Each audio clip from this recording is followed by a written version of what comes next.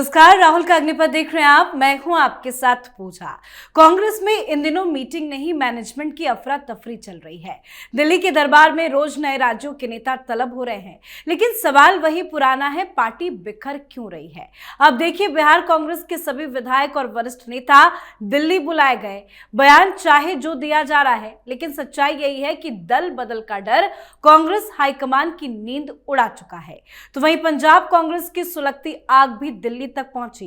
करीब 3 घंटे तक चली मैराथन बैठक में हाईकमान ने अनुशासन का डंडा जरूर दिखाया। दो टूक कहा गया कि अब सार्वजनिक बयानबाजी बर्दाश्त नहीं होगी, लेकिन सवाल यह है कि क्या चेतावनी से गुटबाजी खत्म हो जाती है।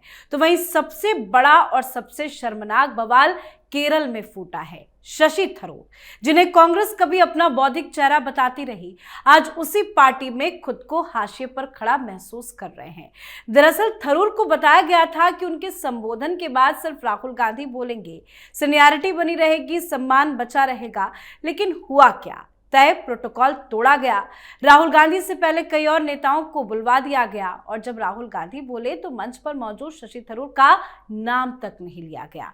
और ये कोई छोटी राजनीतिक चूक नहीं थी, ये एक साफ संकेत था। संकेत ये कि कांग्रेस में अब काबिलियत नहीं, करीबी होना ज्यादा जरूरी है। अब इसी नाराजगी का नतीजा ये हुआ है कि केरल विधानसभा चुनाव की रणनीति पर हाईकमान की ओर से बुलाई गई अहम बैठक में थरूर ने हिस्सा लेने से इनकार कर दिया। यानी कांग्रेस का बड़ा चेहरा पार्टी की बड़ी बैठक से दूर। तो राहुल गांधी अलग अलग मीटिंग में आखिर कर क्या रहे हैं, क्या कुछ चल रहा है कांग्रेस में, आपको बताएंगे। चर्चा के लिए मेरे साथ स्टूडियो में मौजूद हैं कैपिटल टीवी के एग्जीक्यूटिव एडिटर राजीव जी। सर, आपका बहुत बहुत स्वागत है। धन्यवाद। शुरुआत केरल से करते हैं। शशि थरूर क्यों इतने नाराज हो गए हैं? देखिए, शशि थरूर तो नाराज ही हैं जी, क्योंकि कांग्रेस का ये जो कल्चर चल रहा है शुरुआती दौर से, आज की बात नहीं है, ये जवाहरलाल नेहरू से लेकर अभी सोनिया गांधी, राहुल गांधी तक यही संस्कृति रही कांग्रेस की कि आपस में एक दूसरे के कनेक्टेड लोगों को और केवल गांधी नेहरू परिवार के करीबी लोगों को ही सम्मान दिया जाएगा। और जो लोग ये सोच कर बैठे हैं कि हमें सम्मान मिलेगा इस पार्टी में, वो सम्मान नहीं बल्कि पद के लोभी हैं। वो जानते हैं कि हमें सम्मान तो नहीं मिलेगा, लेकिन सांसद बन जाएंगे, विधायक बन जाएंगे, नहीं कुछ होगा तो फिर कहीं न कहीं से प्रदेश कमेटी में शामिल हो जाएंगे। और ये उस समय का दौर था जबकि कांग्रेस ही कांग्रेस चारों तरफ दिखती थी। लेकिन अब स्थितियां बदल गई, राहुल गांधी की रणनीति नहीं बदली। अब अगर राहुल गांधी ये सोचते हैं कि अपने करीबी लोगों को केवल सम्मान देंगे और जो दूर बैठे लोग ग्राउंड में काम करने वाले हैं, जो अपनी बदौलत जीतकर कांग्रेस के सीटों की संख्या बढ़ाते हैं, उसे अपमानित करेंगे, तो ये बर्दाश्त तो होगा नहीं। क्योंकि नेहरू गांधी खानदान के वो करिश्मा खत्म हो चुका है। अब राहुल गांधी की रणनीति भारतीय जनता पार्टी को जिताने वाली होती है, यही तो तरीका रहा। शशि थरूर को आप दूर करते रहे और ऐसी स्थिति पैदा कर दिया कि जहां से वो सांसद हैं, वहां के म्युनिसिपल कॉर्पोरेशन में भारतीय जनता पार्टी का कमल खिला दिया।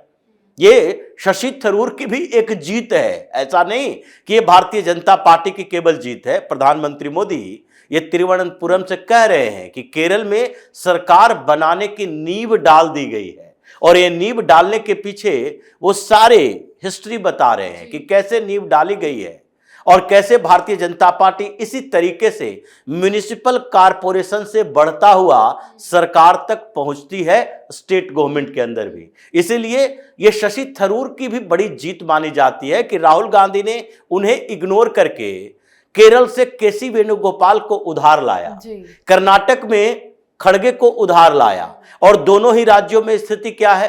कर्नाटक में अभी कांग्रेस के अंतर्कलह इस लेवल पर बढ़ गई है कि एकाध महीने के अंदर बड़ा विस्फोट होने वाला है। और केरल में कांग्रेस बिखरती हुई ऐसी स्थिति में पहुंच गई है कि आगे आने वाले केरल विधानसभा के चुनाव से पहले कांग्रेस तो टूटेंगे ही, लेकिन चुनाव परिणाम भी कांग्रेस के प्रतिकूल आएगा। सरकार, सत्ता किसके पास जाएगी, ये अभी कंफ्यूजन है। अभी वहां के सोशल कॉम्बिनेशन के बदलते स्वरूप के आधार पर माना जा रहा है कि हो सकता है अगर जो संगठन एक्टिवेट हुए हैं, जिस तरीके से एनडीए का कुनबा बढ़ रहा है, वैसे में एनडीए की भी सरकार बन सकती है। या हो सकता है कि कांग्रेस के बदले फिर से सीपीएम की सरकार, पिनराई विजयन की सरकार बन सकती है, क्योंकि अभी जो वर्ग बीच में आया है हिंदू एकीकरण को लेकर, कुछ क्रिश्चियन की पार्टियां जैसे 2020 पार्टी एनडीए का हिस्सा बन गई, वो पिछले 10 साल से राजनीति कर रही है और उस पार्टी के लीडर क्रिश्चियन है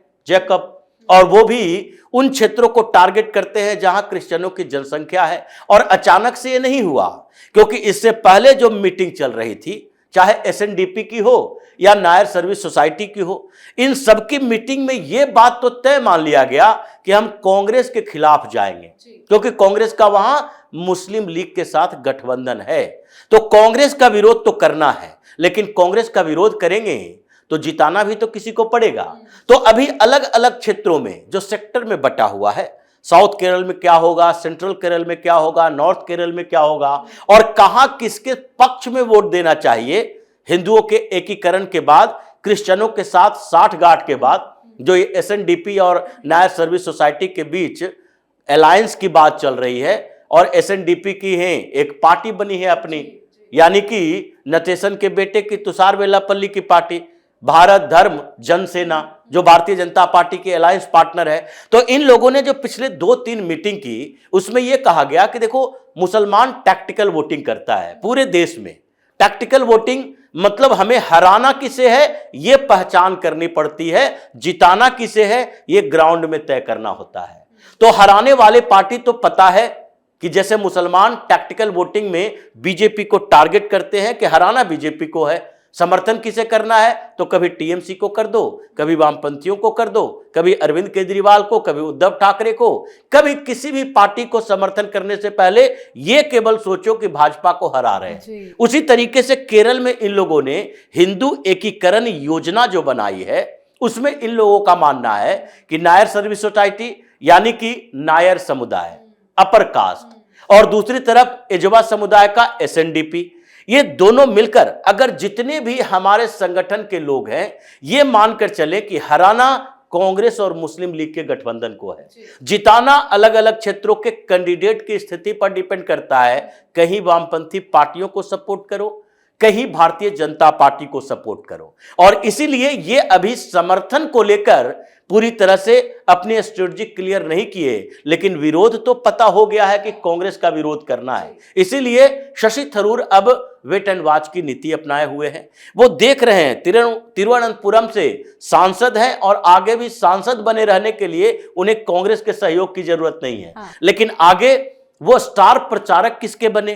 कांग्रेस से तो अब मोह भंग हो चुका है। जब भरे मंच पर इन लोगों ने प्रॉमिस तोड़ा, और वो भी केसी वेणुगोपाल और राहुल गांधी को उनकी औकात बताकर कांग्रेस के मंच से वो बाहर चले गए कि नहीं नहीं तुम्हारा साथ नहीं चाहिए, तो इसका मतलब उन्होंने ये तय कर लिया है कि केरल में कांग्रेस का नेतृत्व और केंद्रीय नेतृत्व दोनों हमारे खिलाफ है, तो हमें इसके खिलाफ जाना है। यानी एसएनडीपी और दूसरी तरफ नायर सर्विस सोसाइटी, इन लोगों ने जैसे कांग्रेस को टारगेट किया है, वैसे ही टारगेट शशि थरूर ने भी किया।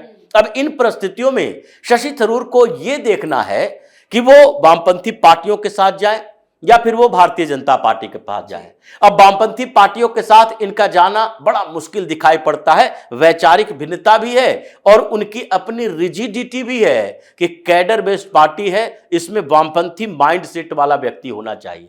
भारतीय जनता पार्टी में वो रिजिडिटी नहीं है, और उसके साथ जिस तरीके से शशि थरूर कुछ किताबें लिखे, हिंदुत्व की बात करते हैं, मुसलमानों का मंच पर विरोध कर चुके हैं, उनकी रणनीति को लेकर कि क्या निगेटिव मानसिकता इन लोगों के पास है, तो उनके विचारधारा के स्तर पर भी ये देखता है कि कहीं न कहीं वो मोदी के करीब, भारतीय जनता पार्टी के करीब है, चाहे विदेशी डेलीगेशन हो या सरकार की सराहना हो। तो ये तो स्पष्ट दिख रहा है कि जैसे ही चुनाव की घोषणा हो, उसके आसपास वो अभी तलाश कर रहे हैं कि कितने और विधायक, कितने सांसद कांग्रेस के अंदर है जो केरल में कांग्रेस के नेतृत्व से त्रस्त है, सतीशन से त्रस्त है, और इधर राहुल गांधी से त्रस्त है, केसी वेणुगोपाल के इंटरवेंशन से, कि केसी वेणुगोपाल वो व्यक्ति है जो अभी राहुल गांधी का राइट हैंड बना हुआ है। और अगर कांग्रेस की सरकार बनती है केरल में, तो मुख्यमंत्री केसी वेणुगोपाल होगा, उसी तरीके से जैसे पूरी मेहनत करते रह गए राजस्थान में सचिन पायलट, और बैठा हुआ था अशोक गहलोत राहुल गांधी के करीब में। उस समय वो केंद्र की राजनीति में थे, हमेशा राहुल गांधी के बगल में बैठकर प्रेस कॉन्फ्रेंस किया करते थे। लेकिन जैसे ही चुनाव जीती, उसके बाद सचिन पायलट साइड और पायलट कैंडिडेट के तौर पर उतर गए। मुख्यमंत्री की दावेदारी करने के लिए अशोक गहलोत वही मुख्यमंत्री रहे। तो ये जो मोडस ऑपरेंडी कांग्रेस राहुल गांधी का रहा है, उसी के आधार पर केरल में अब तलाश कर रहे हैं शशि थरूर कि कितने विधायक हैं जो केसी वेणुगोपाल के इंटरवेंशन से नाराज हैं, राहुल गांधी के निकम्मेपन से नाराज हैं, और कितने सांसद हैं जो इन लोगों के नेतृत्व से नाराज हैं, आगे भविष्य देख रहे हैं। तो इसीलिए वो बड़ा विस्फोट करेंगे केरल के अंदर। इस बार केरल का चुनाव पश्चिम बंगाल से कम दिलचस्प होने वाला मतलब शशि थरूर सही वक्त पे बड़ा धमाका करने की तैयारी में है। सर, कांग्रेस के, बिहार कांग्रेस के नेता और पंजाब कांग्रेस के नेताओं की भी मीटिंग हुई है, वहां पे क्या कुछ चल रहा है? देखिए, वहां पर यही चल रहा है कि राहुल गांधी कह रहे हैं कि पंजाब में भारतीय जनता पार्टी को आगे बढ़ाओ और बिहार में भारतीय जनता पार्टी में जाकर शामिल हो जाओ, क्योंकि इनकी रणनीति तो ऐसे ही दिखता है। अगर पंजाब के नेताओं से आपको कुछ उम्मीद है तो आप मीटिंग में कम से कम वहां एक चेहरा तय करो। आपके पास कोई चेहरा नहीं है, चेहरे की लड़ाई चल रही है कि कौन लीड करेगा कांग्रेस को चुनाव में। और चेहरे की लड़ाई में पिछली बार भी क्या हुआ, बंदरबाट हो गया, चन्नी आ गए तो सिद्धू नाराज हो गए, अभी भी नाराज ही चल रहे हैं। उधर कैप्टन अमरिंदर सिंह पार्टी छोड़कर चले गए। इस बार भी कुछ ऐसा ही दिख रहा है कि अगर समय पर वहां पर कोई सीएम का फेस अनाउंस नहीं करते, अगर किसी के लीडरशिप में कांग्रेस के चुनाव लड़ने की बात पहले से नहीं करते, तो वहां भी दरकता हुआ दीवार है। और उसी तरीके से बिहार में तो कांग्रेस साफ ही है। ये 6 विधायक को ये रोक नहीं पाएंगे, ये बस इंतजार कर रहे हैं हरी झंडी मिलने का।